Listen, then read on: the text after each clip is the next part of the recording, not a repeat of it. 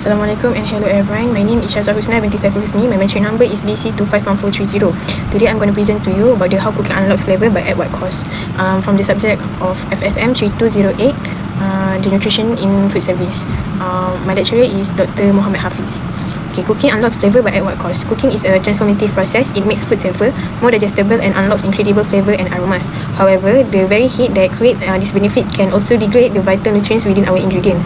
Every meal we prepare involves a series of trade-offs between taste, safety and nutrition. This guide is about understanding those trade-offs. It's about mastering the science of cooking to make delicious, safe and maximally the nutritious food. Heat is the engine of transformation in the kitchen. We cook for several critical reasons, all driven by the application of heat. First is safety, to destroy pathogenic bacteria such as salmonella and natural toxins such as kidney beans, making food safe to eat. Secondly is the digestibility, to break down tough structures like cellulose in vegetables and collagen in meat, making nutrients more accessible to our bodies.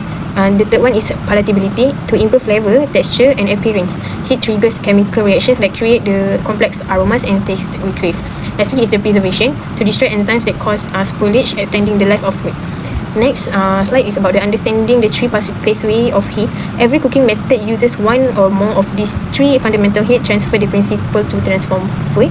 Okay, the first one is the radiation. Radiation is the direct energy wave heat that radiates from a source and is absorbed by the food surface. Such an example, the broiling fish or the toasting bread. The second one is convection. The movement of fluids. Heat is transferred by the circulation of hot air or liquid. For example, is the roasting in an oven or boiling the potatoes in water. The third one is the conduction. Direct contact, heat travels from the source through the pan directly into the food. Okay, next about the chemistry of deliciousness. When heat is applied, food undergoes profound chemical changes that create flavor, color and texture. First is Maillard reaction. Maillard reaction is the most important browning reaction. Occurs between the amino acid and sugars at high temperature, creating the hundred of new aroma and flavor compounds. This is the savory crust on bread and the sear on meat. The second one is the caramelization, the browning of sugar itself. When heated, sugar molecules break down and reform into new compounds with a rich, nutty and slightly bitter flavor. The third one is dextrinization, the breakdown of long starch chains into shorter, sweeter tasting chain and called dextrins, which also contribute to the browning. Think of toasted bread. Lastly is the protein coagulation. Protein unwind and link together, causing food to become firm or solid, such as the fried egg. The chef toolkit, a spectrum of cooking method. Cooking method can be broadly categorized by the medium used to transfer heat. Each category offers a unique set of outcomes for texture, flavor and nutrient retention. First is moist heat. Moist heat is use water, steam or stock such as boiling, simmering, poaching, steaming, stewing and braising. The key outcome is the meat will become tender, moist food and gentle cooking. The second one is dry heat. Dry heat uses hot air or radiant heat such as roasting, baking, grilling, barbecuing. For the outcomes, it will become brown surface, crisp texture and intense flavor development. Lastly is frying. Frying is uses the hot fat or oil. Sauteing, stir frying, shallow frying, deep frying. So the key outcome will become very rapid cooking, crispy crust and rich flavor. Moist heat, the gentle art of infusion and loss. Moist heat methods like boiling, simmering and poaching excel at creating tender texture and are ideal for tougher cuts of meat and fibrous vegetable. The critical trade-off, while gentle, these methods immerse the food in water. This leads to the significant leaching of water-soluble nutrients, particularly vitamin C and B vitamins. So such as the boiling causes the greatest loss of nutrients, while steaming is preserved the most nutrients as the food has minimal contact with the water. For example, broccoli. A study of broccoli shows the dramatic difference. Boiling leads to the most significant loss of vitamin C, soluble proteins and sugar, while steaming retains levels of the nutrient almost on par with raw broccoli. For the next slide is about the dry heat, the double-edged sword of searing and charring. Grilling and barbecuing use intense radiant heat to cook food quickly, creating desirable char and flavor. However, this high heat can also produce potential harmful compounds. The hidden risk is the HTAs, formed when amino acid is in meat react at high temperatures, found on the surface of well-done or charred meat, fish and poultry. Secondly is the PAH, formed when fat drops onto hot coals and flames. The resulting smoke carries PAH up to the surface on the food. Both HCA and PAH have been shown to cause the cancerous tumors in animal studies. The key factor is the temperature is critical. An increase from 200 degrees Celsius to 250 degrees Celsius can triple HCA content.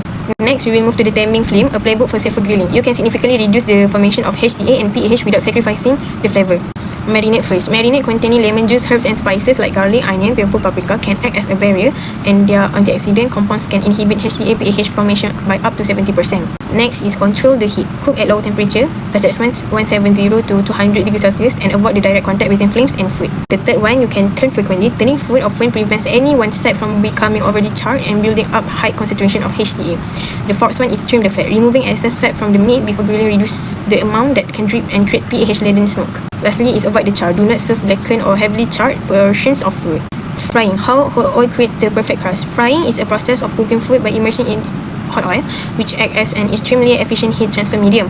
The process, moisture transfer as food hits the oil, or water at the surface is slowly vaporized, creating a steam barrier that pushes outward. The second one is crust formation. This rapid water loss dehydrates the surface, creating the characteristic crispy crust. The third one, the fat transfer. As water leaves, small amounts of oil are absorbed into the food surface, adding flavor and richness. Lastly, interior cooking. The heat is conducted from the crust to the center of the food, cooking it through. The balance of these forces determines the final texture and greasiness of the food. Next, I will talk about the degradation of frying oil. What happens when you reheat? Frying oil isn't static. It undergoes significant chemical changes with use, influenced by moisture from food, air, and high temperature. Key degradation pathway: hydrolysis. Moisture from food reacts with the oil, creating free fatty acid. FFAs can create off flavors and lower the oil smoke point. Oxidation. Oxygen from the air attacks the oil, creating volatile compounds affecting the flavor and oxidize the polymers. Polymerization at high temperatures. All molecules link together, forming high polymers. This increases the oil's viscosity, making it thick and syrup, darkens its color, and causes foaming. So here are the tables. You can see that causative agent is moisture, change effect the hydrolysis, the new compounds is free fatty acid, diacylglycerol, and monoglycerol. Next, A and metals. The change effect is oxidation. New compounds is oxidized monomers, oxidized dimers, and polymers, and all. Lastly, it is high temperature polymerization, dimers and non-polar polymers. This change means that reused oil cooks differently can impart undesirable flavors and compounds to food. The acrylamide factor, why golden brown is the goal. Acrylamide is a chemical that can form in some starchy food like potatoes during high temperatures cooking process like frying, baking, or roasting. Okay, as you can see, time and temperature are key. The amount of acrylamide formed is directly related to how long and how hot the food is cooked. Higher temperature lead to exponentially faster acrylamide formation. Longer cooking times increase the total acrylamide, and the data shows that frying at 190 degrees Celsius for 5 minutes can produce even over 3 times more acrylamide than frying at 170 degrees Celsius for the same duration. The color of the final product is a strong visual indicator of the acrylamide content. Next, I will talk about the intelligent cook playbooks, guiding the principle for every meal. Mastering healthy and flavorful cooking isn't about memorizing the recipe, but understanding the principles. First, minimize the water contact. To preserve water-soluble vitamins, prefer steaming over boiling. If you do boil or poach, use the cooking liquid in sauces or soups. The second one is to control your heat. High heat creates the flavor but also risks nutrient loss and the formation of harmful compounds. Use the lowest temperature that achieve the desired result. The third one is shorten the cooking time. Cook food for the shortest time possible. Cut vegetables into uniform pieces for quicker, more even cooking. The fourth one is about the embrace the marinade. Use acidic antioxidant-rich marinades when grilling to protect the food and inhibit the formation of HCA and PAH. Aiming for golden, not brown.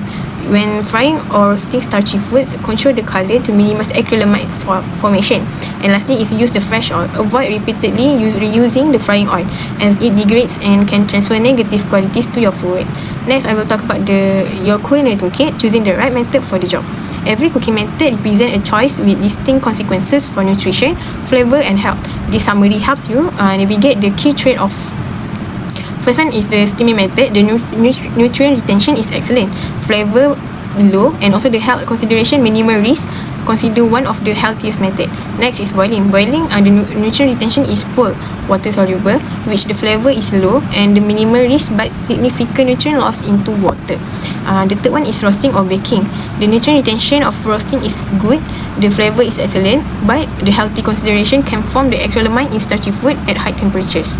Next one is about the grilling. The grilling, nutrient retention is good, flavor is excellent, and also the health consideration is bad because it high potential for HTA and PAH formation if not managed carefully. The second last one is about the stir frying. Stir frying, and the nutrient retention is very good. The flavor is good, and the health consideration is quick cook, time preserve, nutrients minimal, and added fat. And lastly is about the deep frying. The deep frying nutrient retention is fair, flavor is excellent, and also about the health consideration, adds significant fat and calories, risk or degrade oil and acrylamide. Cooking is not just an art, it's an applied science. By understanding the fundamental principle of how heat transforms food, you move beyond simply following the recipes. You gain the ability to make intentional, informed decisions in the kitchen.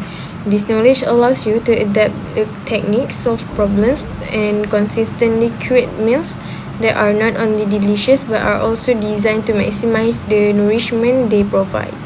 The goal is to cook with intelligence and purpose, balancing the science of health with the art of flavor. Lastly, this is the key data at a glance, a visual appendix containing the most critical charts for quick reference. That's all from me. Thank you.